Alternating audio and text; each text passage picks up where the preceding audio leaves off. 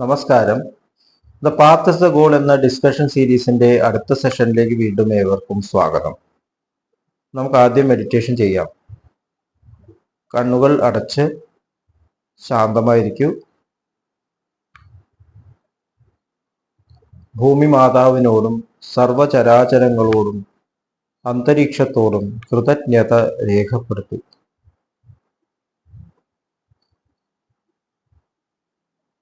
ഭൂമി മാതാവിൽ നിന്നുമുള്ള healing energy കാലുകളിലൂടെ പ്രവേശിച്ച് ശരീരം മുഴുവൻ വ്യാപിക്കുന്നതായും ശരീരത്തിലെ എല്ലാ ഭാഗങ്ങളെയും എല്ലാ കോശങ്ങളെയും റിലാക്സ് ചെയ്യാൻ സഹായിക്കുന്നതായും അനുഭവിക്കൂ.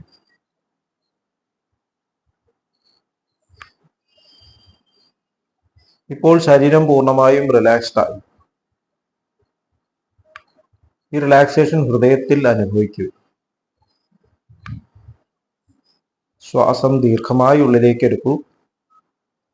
ഹൃദയത്തിൽ സ്നേഹം നിറയുന്നതായി അനുഭവിക്കൂ. ശ്വാസം പുറത്തേക്ക് വിടുമ്പോൾ സ്നേഹം പ്രപഞ്ചം മുഴുവൻ വ്യാപിക്കുന്നതായും അനുഭവിക്കൂ.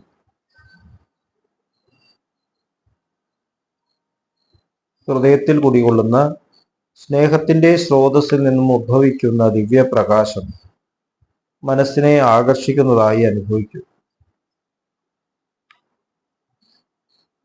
ആ ദിവ്യപ്രകാശത്തിൽ ധ്യാനം ആരംഭിക്കൂ. മനസ്സിൽ ചിന്തകൾ വരുന്നുണ്ടെങ്കിൽ മൃദുവായി അവയെ അവഗണിക്കുക.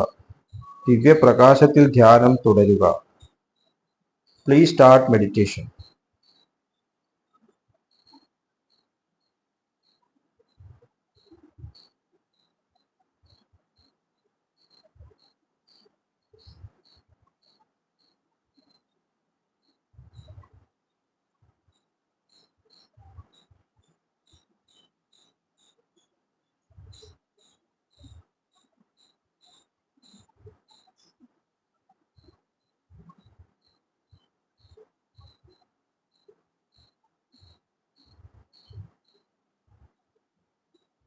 ഓക്കെ, കണ്ടീഷൻ ഹൃദയത്തിൽ നിലനിർത്തി പതുക്കെ കണ്ണുകൾ തുറക്കൂ.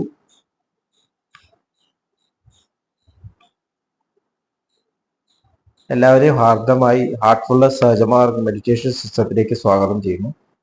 എങ്ങനെ ജോയിൻ ചെയ്യാം എന്നത് ഡിസ്ക്രിപ്ഷൻ ബോക്സിൽ കൊടുത്തിട്ടുണ്ട്. ഈ ലോകമായിട്ട് നമ്മൾ കമ്മ്യൂണിക്കേറ്റ് ചെയ്യുന്നത് നമ്മളുടെ കോൺഷ്യസ്നെസ് ലെവലിൽ നിന്നാണ്. നമ്മൾ ഏത് ലെവൽ ഓഫ് കോൺഷ്യസ്നെസ്സാണ് നിൽക്കുന്നത്, ആ ലെവലിലാണ് നമ്മൾ കമ്മ്യൂണിക്കേറ്റ് ചെയ്യുന്നത്.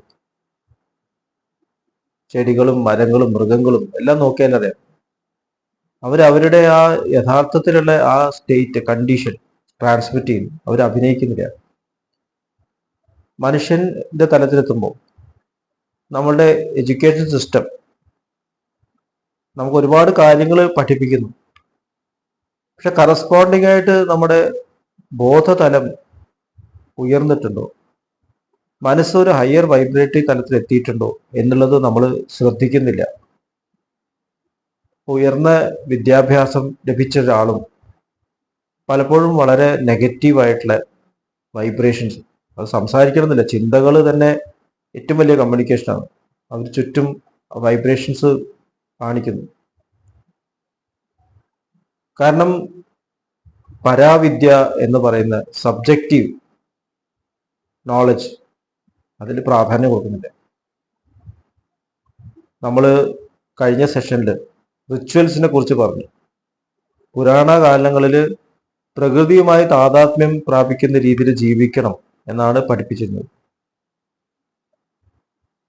അപ്പം അതിനു വേണ്ടിയിട്ട് അവർ പ്രകൃതിയുമായി ഇണങ്ങി ജീവിച്ചിരുന്നു. അവരുടെ കമ്മ്യൂണിക്കേഷൻ പ്രകൃതിയിലെ എല്ലാ വിഭവങ്ങളുമായിട്ടും ഉണ്ടായിരുന്നു. അപ്പൊ അവരുടെ ഏറ്റവും കോൺഷ്യസ്നെസ് ലെവൽ, ഹയസ്റ്റ് സ്റ്റേറ്റ് പലർക്കും അവിടെ റേഡിയേറ്റ് ചെയ്യാൻ സാധിക്കും. ലാലാജി മഹാരാജ് പ്രകൃതി തുല്യ എന്ന് പറയുന്നു. മരങ്ങളും ചെടികളും മൃഗങ്ങളും അവയുടെ എല്ലാം അറിവ് സ്വാംശീകരിച്ചിട്ടാണ് മനുഷ്യൻ മനുഷ്യനായി മാറിയിരിക്കുന്നത്. അപ്പൊ അവരുമായിട്ട് ഇന്ററാക്ട് ചെയ്യുമ്പോൾ അവരുടെ അതേ സ്വഭാവം, അവരെക്കാളും ബെറ്റർ ആയിട്ട് എങ്ങനെ ഈ ലോകമായിട്ട് നമുക്ക് കറസ്പോണ്ട് ചെയ്യാൻ സാധിക്കും എന്നുള്ളത് കാണിച്ചു കൊടുക്കുന്നു. ഒരു ഉദാഹരണം പറയാം. നമ്മൾ എഡ്യൂക്കേഷനിൽ കുട്ടി LKG-ന്ന് UKG-യിലെത്തി, UKG-ന്ന് ഫസ്റ്റ് സ്റ്റാൻഡേർഡ്, അങ്ങനെ 10th സ്റ്റാൻഡേർഡിലെത്തും.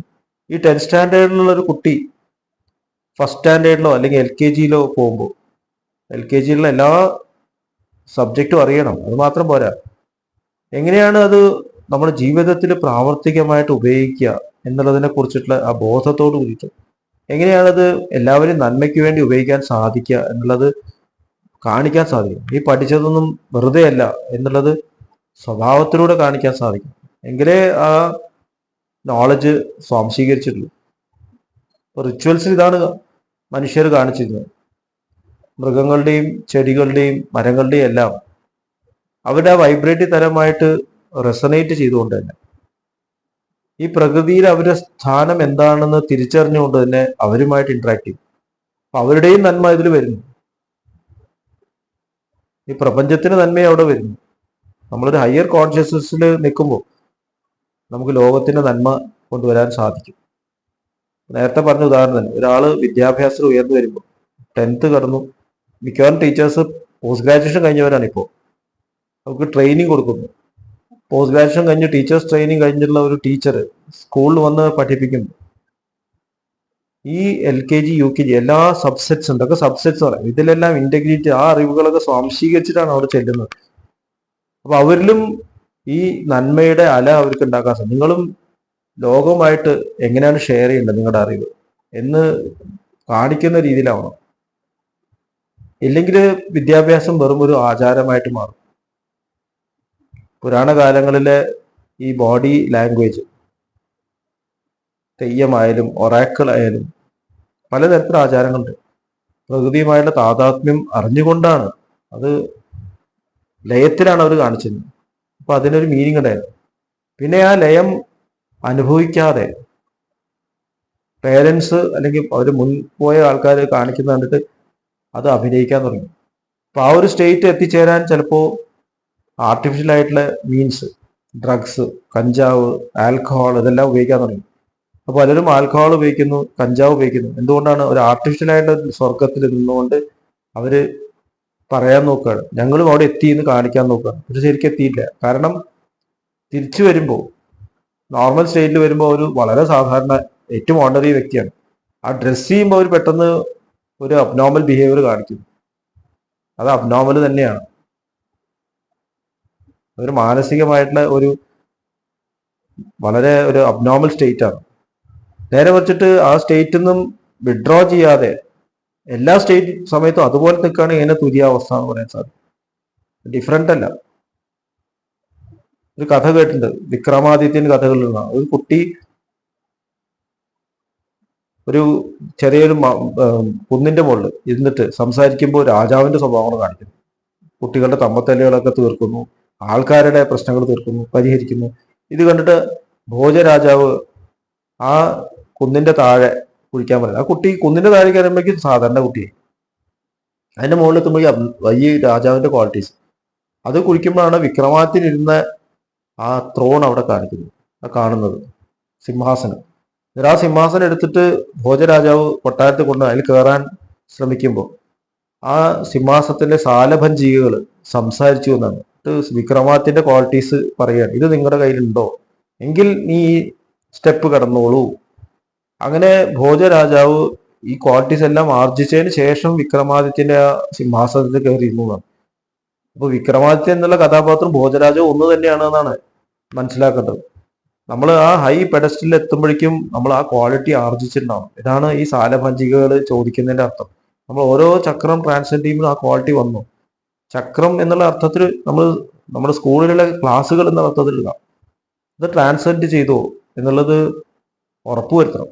എങ്കിൽ മാത്രമേ നമ്മൾ അടുത്ത സെക്ഷനിലേക്ക് കയറാനുള്ള ആ ഒരു സ്ഥിതി ആർജിക്കുന്നുള്ളൂ.